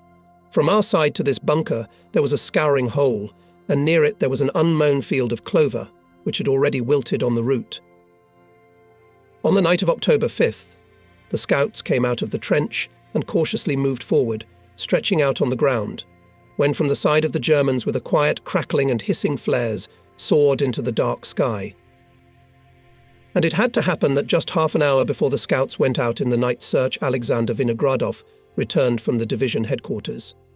He came to the regiment's CP and reported on his arrival. I heartily congratulated him on the Order of Glory, First Class, and on his first officer rank. He told me that General Antsiferov talked to him several times on the veranda of the former manor house, where the division headquarters was located. Udmurt by nationality, a native of the village of Gondareva, Alanshinsky district of the Udmurt ASSR, Alexander took a liking not only to his scouts, but also to all officers of the regiment. And in the battalions he was well known how many times he went from the front line to the enemy camp. I also liked this 20-year-old guy very much. Blonde, with brown eyes, with dimpled cheeks, cheerful and friendly, strong physically, with a boiling nature that demanded action. "And your boys," I said to him, "have just gone to visit the Croats." Popenko led them to the tongue. "Let me go to the front line. Comrade Guards Lieutenant Colonel, I'll wait for them there." "Go, Sasha, go," they went from the section of the 1st Company. Vinogradov said, as it should be yes, turned around and left the dugout. I couldn't assume that I was seeing him for the last time. For 4 hours the platoon commander waited for the return of the divorcees, and they had not heard a word from them. Vinogradov's patience ran out, and he, handing over his documents to the company commander, as if justifying himself, excitedly said, "I cannot without the guys understand." He jumped out of the trench, and soon his figure melted in the darkness. He quite quickly found his scouts, who gladly met him. All this time, it turned out, they had been lying in front of the enemy trenches, as they seemed to have been spotted by the Germans. The guardsmen did not know that the enemy had a change of jaws that night. It was necessary to wait until the Hitlerites would settle down, and the time was passing, the dawn was approaching. Vinogradov feared that the fascists could notice the passages through the minefield and wire fence made by our soldiers. Then he made a desperately bold decision to capture the tongue right in the trench. 2 men crawled with him, the rest stayed in place for fire support if necessary. Just at that time 2 flares flew into the sky one after the other. What the experienced scout had feared had happened. The Germans noticed the breach of their barriers and, having signalled for help by the 3rd rocket, threw grenades at random at these places. A fierce battle ensued. Enemy machine guns flanking fire closed the escape route to Popenko's group. Vinogradov ordered both men to immediately withdraw to the main group. Those quickly crawled back, and he himself, having prepared grenades, did not hurry to crawl after them. Suddenly there was a sharp shout. The platoon commander recognized Popenko's voice. Apparently he was wounded. Vinogradov realized that he was in trouble. Enemy grenades were exploding where the scouts were. And then he whistled loudly, long. The scouts realized the platoon commander was ordering everyone to withdraw. He himself, distracting the Germans on himself, opened fire on them with a machine gun and threw grenades. The scouts, continuously shooting back, began to retreat to their own, carrying with them a severely wounded senior sergeant. "Where is Vinogradov?" he asked hoarsely. "Where is Sasha?" Someone from the fighters answered. "Retreating, probably. We heard him give the signal." The soldiers barely escaped from under fire, and suddenly everyone realized. In the place where they had just left, the fight broke out with renewed vigor. "There's our platoon leader. It's Vinogradov." And without thinking, the scouts, led by Guards Petty Officer Siroshtan, except for those who were carrying Popenko, turned back. All were pierced by one thought: to rescue the commander by all means. But they didn't crawl halfway. As enemy mines burst in front of them, bullets whistled. The soldiers lay down, waiting for a convenient moment to move forward again, but suddenly everything went quiet on the enemy's side. Foreseeing bad things, the heart of the scouts clenched with pain, but there was still hope. Maybe Vinogradov sneaked to his men in another place. It was beginning to get light. The sky overhead was becoming ash-grey. It was necessary to return, and the soldiers, frowning and annoyed, silently crawled to their front line. Vinogradov did not return. When I was reported to me about all this, I ordered to thoroughly investigate the neutral strip, but it did not yield any results. Then I called the commander of the 1st Rifle Company, which occupied positions in the area of the night search, and ordered him with the onset of darkness to conduct a reconnaissance by combat and capture the tongue. Maybe this will help to clarify the circumstances of the disappearance of Guards Junior Lieutenant Vinogradov. The task of the 1st Company performed at such a rapid pace that it immediately ensured success. Several prisoners were taken, including a puny field officer who was brought to the regiment's CP. The interpreter questioned him.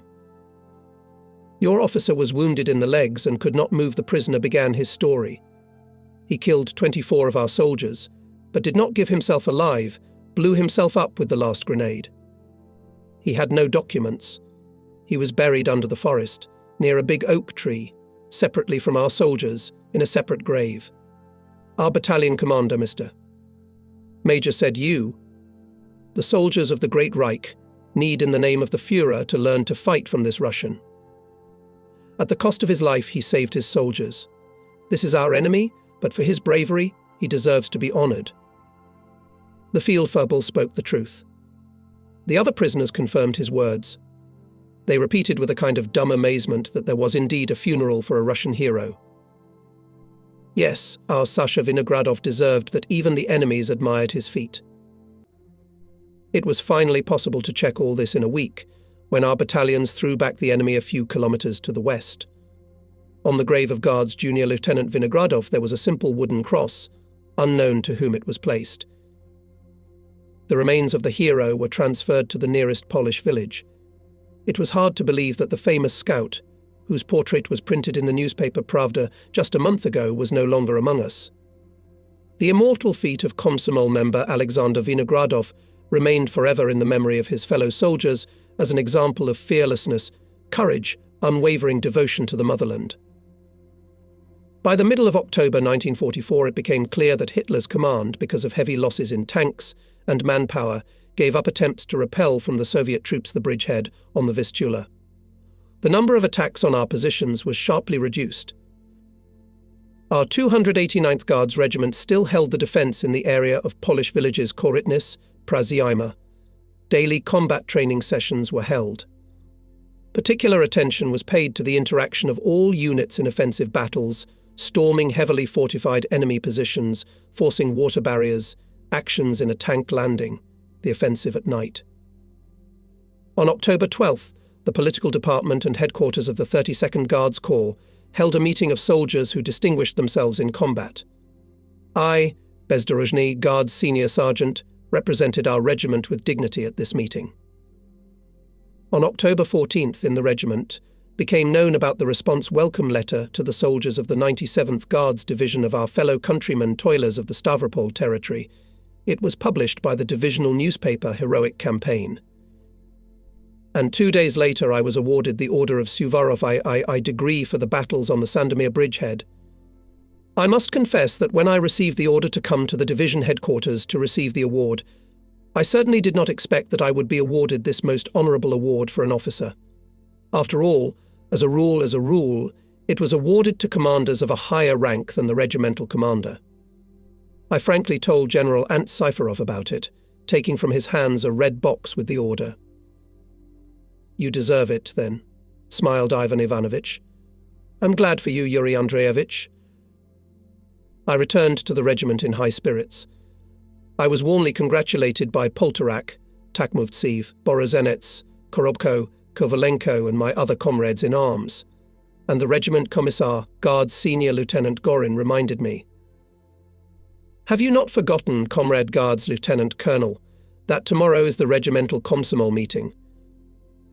"I haven't forgotten," I replied, and prepared for the report. The agenda of this meeting was not quite ordinary, the battle banner, the sanctity of the regiment. It was suggested to us by the Komsorg at the meeting of the Komsomol Committee, and we agreed with him. The meeting was timed to the 3rd anniversary of the combat baptism of the regiment, and Gorin asked me to make a report. "You are not just the commander of the regiment, but also its veteran, serving in the unit from the day of its foundation," he said convincingly.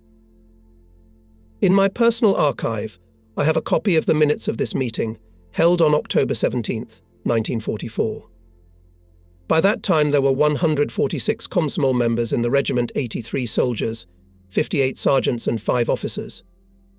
Of these, 110 had already been awarded orders and medals. The meeting was attended by 86 Komsomol members. The rest were on the front line. It was impossible to expose our defence. The front is the front. I began my report with the story about how the regiment received the baptism of fire on October 17th, 1941, on the highway Taganrog-Rostov, near the station Sinyavka, how the regiment was awarded the battle banner on November 7th, 1942, near Stalingrad, and the Guards banner, before the Battle of Kursk. He named the names of the heroes, Komsomol members who distinguished themselves in the battles of the 3 years of the war, called on young soldiers to be equal to them. He suggested a minute of silence to honour the memory of the Komsomol members who fell in the battles for the motherland. Here I am writing these lines, and as now I see young guys standing with uncovered heads, who were just more lucky by that time, but whose lives were not insured either, though then the end of the war was already visible, the borders of Germany were within reach. I spoke for 20 minutes, and it seemed to me that the report lasted an hour. It is not easy to rake up the frontline past. 8 people spoke at the meeting: the commander of the rifle platoon, Guards Lieutenant F. Shvoika, commander of the mortar crew, Guards Staff Sergeant V. Afanasiev, Knight of the Order of Glory I degree, Pomkomv platoon, Guards Petty Officer I. Golkin, awarded the Order of Glory I degree. Golkin, who was awarded the Order of Glory I degree and the Medal for Bravery for the exploits committed at the Sandomir bridgehead, young Komsomol members D. Parashenko and T. Sirkin, who had not yet participated in the battles. The floor was given to the veterans of the regiment, the Partorg, Guards Captain G. Borozentsu and Pomnik Stab Guards Senior Lieutenant P. Kovalenko. The Komsomol members listened with special interest to the head of the artillery workshop of the Guards, Senior Technician Lieutenant B.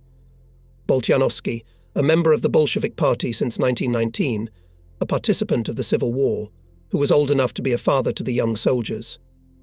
Here was the decision of the meeting. 1. The Komsomol members of the regiment, filled with boundless love for the motherland and burning indomitable hatred for fascist scoundrels, will continue to fight heroically under the glorious Battle Guards banner against the sworn enemy, not sparing strength, the blood and life itself to achieve complete victory. 2. Komsomol members assure the command that in the forthcoming decisive battles they will do their best to glorify the Guards' banner, to carry it honourably through all the battles.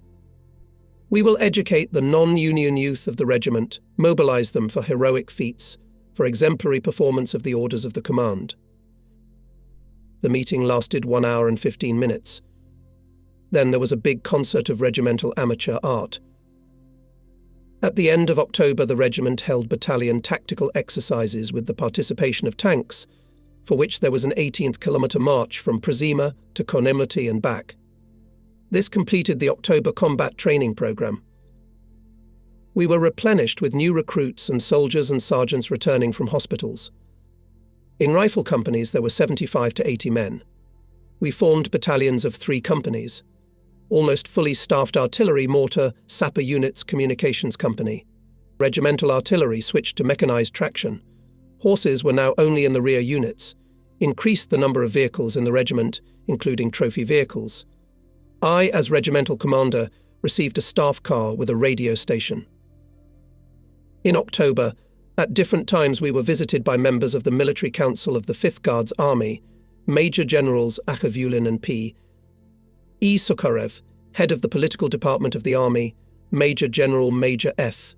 A. Katkov. They talked with officers, sergeants, soldiers, checked the state of party political work, and, it must be said, were satisfied with the situation in the regiment, which was announced to me, deputy politician and chief of staff.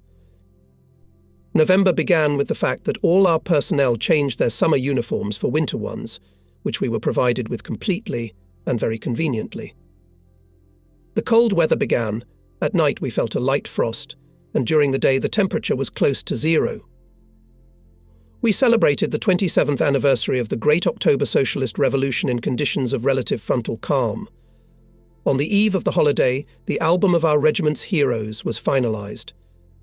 With great inspiration, love and diligence, taking minutes out of his free time, it was done by Guards Staff Sergeant G. Skiba. But we were also seriously engaged in urgent matters, which were dictated by the situation. The division command immediately after the holidays held in Przima staff divisional exercises, in which all regimental commanders with their staffs participated.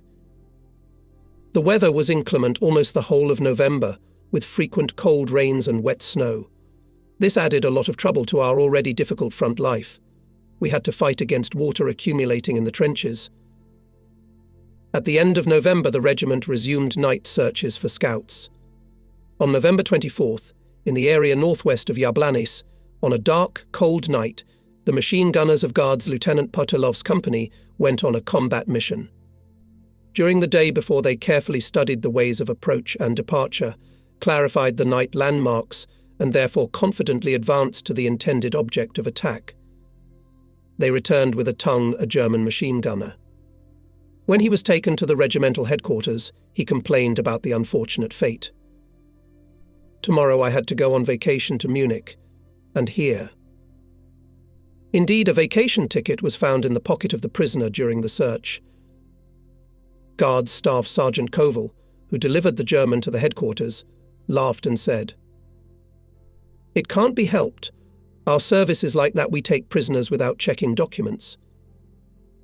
I don't remember whether or not this remark was translated to the German, but he was really not laughing. He turned out to be an Ober-Effreient of the 5th Company, 2nd Battalion, 188th Infantry Regiment, 68th Infantry Division.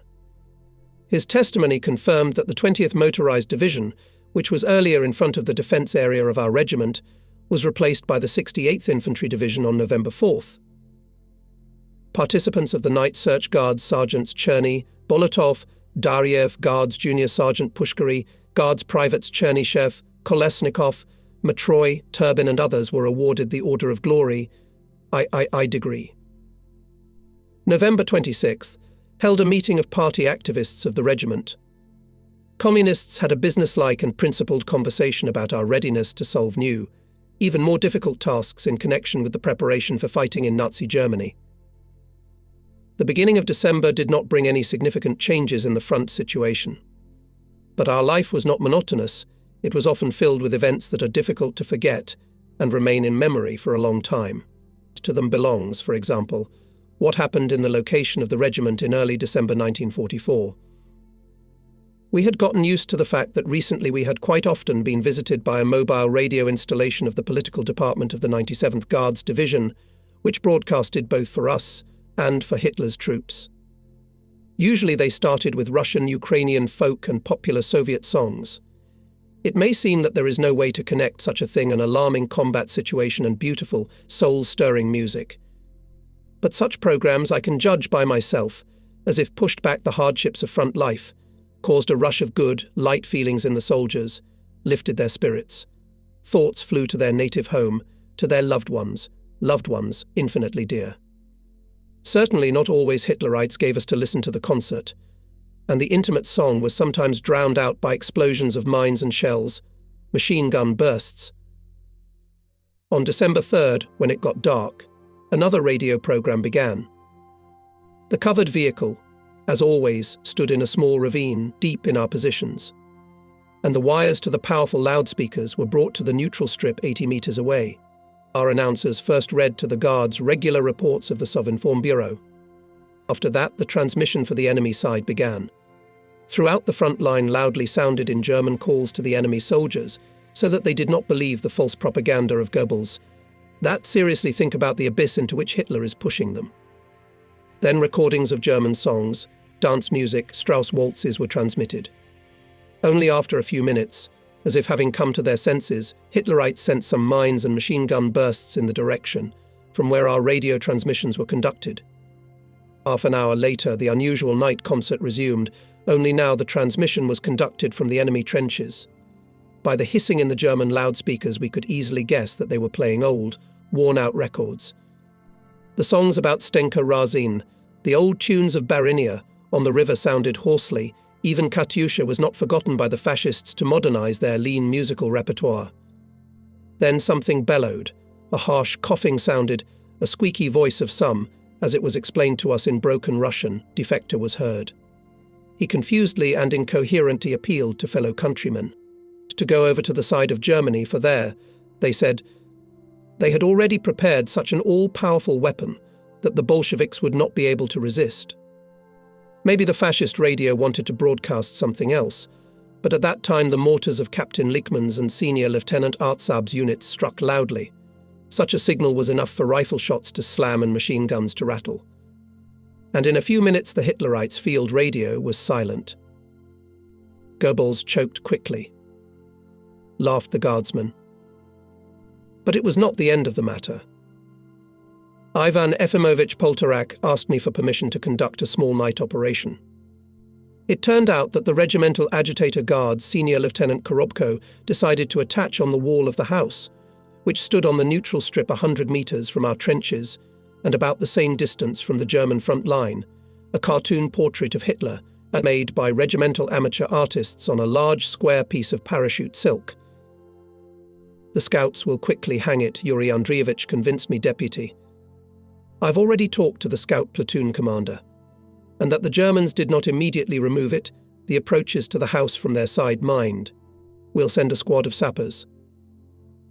It's a good idea, I say to Ivan Efimovich, only how not to kill people. Now the Krolts are asleep after the concert, our guys will slip through. All right, I agreed. Only let the volunteers go. And so 4 scouts and 3 sappers slipped into the night darkness. And while the scouts attached to the wall of the house, facing the German trenches, the image of the Führer, sappers led by Guards Sergeant Sanfirov, mined the approaches to it. Hitler was depicted with plasters on his forehead and cheek, with a bandaged leg, on crutches, with an outstretched arm, as if begging German soldiers to fight without sparing their lives. At the bottom it was written in large German Fluter, Hitler, lay down. On a clear December day, the drawing on the wall was clearly visible to the Hitlerites. But what could they do? Shoot at the image of their Führer? They couldn't. Tear down the canvas in the daytime? It's risky, you'll get under fire. And only at night the Nazis tried to get to the wall. But in vain, some of them were blown up by mines. This peculiar satirical agitprop poster blistered the eyes of enemy soldiers and officers for almost a week. Finally, Hitlerites could not stand it and opened artillery fire on the house, destroying it, wasting a lot of shells not for the direct purpose. But even with benefit for us, our observers accurately detected the firing positions of 2 enemy batteries. One of the best sappers of the regiment, the commander of the sapper section, Guards Sergeant Petr Pavlovich Samfirov, played an important role in this propaganda and combat, if I may say so, episode. This former warrior, modest, even shy man had enviable composure. He was born in 1904 in the village of Napolnaya, in Ryazan, China. Being a very young boy, he participated in the Civil War, served in the music team and sanitary detachment. In the fall of 1941, Samfirov went to the front, fought first near Leningrad, then at the Kursk Bulge was a machine gunner, graduated from the School of Junior Commanders, and headed a rifle squad. In April 1943, after hospitalization, Petr Pavlovich was sent to another unit. At that time, the general, the division commander, came to the regiment. He lined up everyone and asked, "Who of you wants to become a sapper?" I thought Samfirov told me later, if the general himself has such a need, then the front needs sappers, and even very much, and made a step forward. I learned quite quickly, and became not just a sapper, but a sapper intelligence. This business was to my heart. Earlier it was already said that Petr Pavlovich, for his military exploits, was awarded the Order of Glory I degrees, and he became a full cavalier of this order in December 1944. The case was like this. The very next night, after the installation of Hitler's portrait on the wall of the house, a group of scouts went on a night search. The passage for them in the minefield of the enemy made Samfirov. That night he neutralized 24 German mines. The reconnaissance group quickly reached the front edge of the enemy, having thrown grenades at the enemy dugout, took the tongue, but when leaving the scouts were detected. Hitlerites opened fire on them. Unfortunately, it was not without losses. Young scouts guards Pavel Pavakov, Lupota, and the commander of the squad guards Sergeant Karpatenko were killed. The captured German was also wounded. Our scouts dragged him on themselves, but he died on the neutral strip. Documents and weapons of the Hitlerite were delivered to the division headquarters. Here, for this night search, I presented Guard Sergeant Samfirov to rewarding with the Order of Glory of the I degree. The Order of the Red Star was posthumously awarded to Guard Sergeant Karpatenko. While signing the award list for him, I remembered that his father, who fought in a neighbouring regiment with us and received permission to meet with his son, was to visit him. My heart ached at the thought that this meeting would not take place. But it still happened. The road to Rytviany went through the forest. Mighty oaks and tall pines crowded along the roadsides. When the forest ended and the village appeared in the distance, a tired soldier with a greying moustache, dressed in a worn-out overcoat, with an automatic rifle and a duffel bag over his shoulders, stopped for a break. According to his calculations, this was the very village where his son, also a machine gunner, was stationed. In its centre, in a small square, in a tight ring, stood warriors with uncovered heads. The experienced fighter realized someone was being buried. This was not uncommon at the front. There was nothing to be done. He came closer and saw there were 3 coffins near the dug grave. He took off his hat and stopped. And when he heard Karpatenko's surname in the farewell word, which was spoken by the company commander, he shook. The old soldier understood everything, stepped forward and fell down beside the coffin. So old Mitra had time to say goodbye to his dearly beloved Mitenka. For a long time he stood silently in a kind of stupor. Already the threefold salute had sounded, already a mound of earth had grown over the common grave. Someone put a pyramid with a tin star on top, hastily built of narrow boards, and he stood there without noticing anyone, and only inhaled deeply with makarokny smoke. All this heavy scene was taking place before my eyes, and I could hardly hold back my tears. Then I came to Senior Karpatenko, shook his hand, expressed my condolences. But is there anything to comfort my father? The scouts from the department, which was commanded by his son, silently escorted the veteran outside the village. They stood on the road until a stocky, slouching figure in a worn-out overcoat disappeared around the corner. By order of the commander, the regiment in a few days withdrew to the second echelon and settled down in the area of Krzywolench, Oglendo, Zemblis, Selek. I ordered my CP and regimental headquarters to be located in Selek. Combat training was resumed in the units. But one more event of that time was surely preserved in the memory of my fellow soldiers. Exactly 3 months after we buried with honours hero of the Soviet Union A.E. Jezheria on December 13th, near his grave in Konumluti, on a small square in front of the church, a solemn and mourning rally was held. Together with the guardsmen of the regiment, the Polish army soldiers and local residents took part in it. Correspondents of Krasnaya Zvezda, front and army newspapers came to Konumluti. Before the beginning of the rally, the photo correspondent of our army newspaper G. Omolchuk took a symbolic picture. Russian and Polish soldiers with raised automatic rifles swear over the grave of the hero of the Soviet Union A.E. Jezheria to avenge the damned fascists for his death. At the rally spoke Guards Major Poltorak, as well as Guards Staff Sergeant Skiba, Guards Sergeant Popov and Guards Private Bugoria, who fought together with Jezheria. Everyone talked about the glorious feats of Alexander Yefimovich, about the bright memory that lives about him in the hearts of his fellow soldiers. Then Guards Major Poltorak read out the regimental order, which stated that the regiment's machine gun No. 0184, the commander of which was a brave machine gunner, was given the name the Machine Gun Regiment, named after hero of the Soviet Union A. Jezheria. On behalf of the local peasants spoke a short, gaunt Stanislav Mason. He assured the guards that the Poles would teach the children by the example of the exploits of their liberators, soldiers of the Red Army, that they would take care of the hero's grave as the most precious shrine. On behalf of the Polish army, said at the rally Zygmunt Milewski, I salute the hero of the Soviet Union Alexander Jezheria, who fell in the fight against the German invaders. The Polish people will never forget the help of the Red Army soldiers, their selfless heroism. Poles will not forget the brave son of Russia. On December 18th, in the area of Patsoniwo, 5 kilometers from Selek, there was a tactical exercise with live firing on the theme offensive and breakthrough of reinforced rifle battalion position defense of the enemy. From the composition of our regiment in this exercise participated in the 2nd Rifle Battalion, a battery of 120 mm mortars, batteries of 45 mm and 76 mm's. Present was the commander of the 32nd Guards Corps, Lieutenant General A.I. Rodimtsev. After the unit accomplished the task, he praised the actions of the soldiers and announced his gratitude to all the personnel who participated in the exercise. In late December, the regiment again took the defence site in the first echelon. In essence, we had to return to the former place. On New Year's Eve, I managed to meet with my older brother Nikolai, and it happened like this.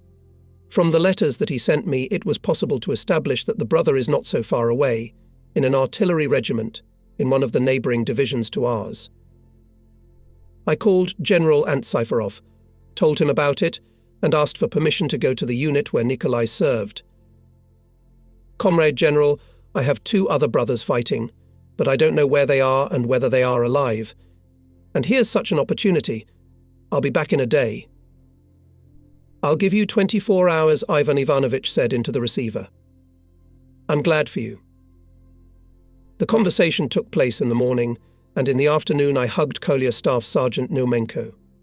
For those almost 5 years that we had not met, he had changed a lot, and I had never seen him in a military uniform. There were 4 brothers in the family. Nikolai, the eldest, when his father died in 1932, was already 27 years old, and he, in fact, replaced all of us, the youngest, father. However, the other brothers, Alexander and Sergei, were a little younger than Nikolai, one by a year, the other by 3. The commander of the artillery regiment, a young lieutenant colonel like me, went to meet me, and to my request to let Nikolai visit me for a day or 2, answered smiling.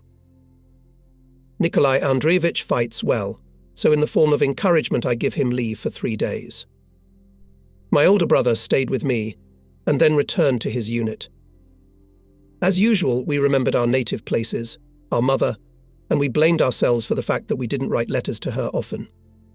We did not know then, as she did, that Alexander died in 1941, and there was no news from Sergei either. And only after the war we learned that he did not live just a month before the victory. He died in battle on the outskirts of Berlin. During the meeting with my brother, I remembered my life.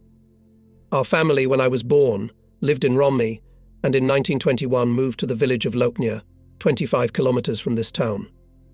There was a 7-year school there, and I finished it in 1934.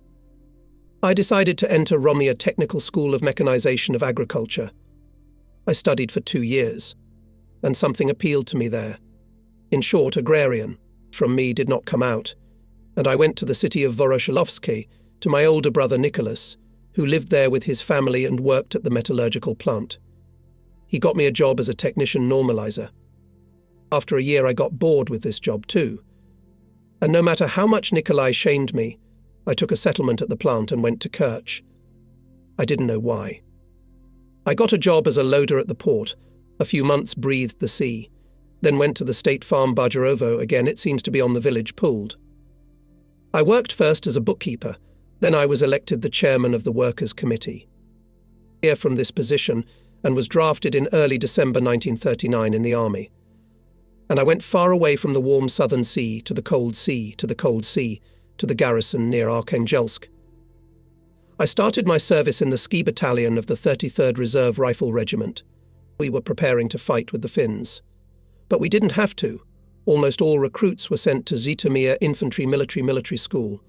And the new 1940 year we met in Kiev, and on January 1st we were already in Zhytomyr. A year and 4 months later our battalion was transferred to Rostov Infantry School, and there in Perzhanovsky camps, near Novocherkassk, and I pinned on my buttonholes on July 15th, 1941, 2 Kubaras. But I have already mentioned it before. I did not think then, at the beginning of the Great Patriotic War, that I would become a cadre military man, that the officer's profession for life. And so it turned out I was in the ranks of the Soviet armed forces for half a century, and I am proud of it. By the end of 1944, the 5th Guards Army created a deeply echeloned defence at the Sandomir bridgehead. The total length of the defensive lines along the front was over 50 kilometers. All formations, units and subdivisions of the army, including our regiment, firmly and reliably entrenched in their positions. It was clear to us, commanders, that the intensified combat training of troops was carried out in order to solve the strategic task, a major offensive, which was to be carried out in 1945. On the night of New Year's Eve, exactly at 24:00 Moscow time, the front rang with battle salutes. Guns, mortars, tracer bullets from machine guns, rifles and automatic rifles flew in the direction of enemy positions, and officers were shooting from pistols. All of us, participants of the Great Patriotic War, deeply believed that the hour of victory was not far away, but we still had to fight and fight for it.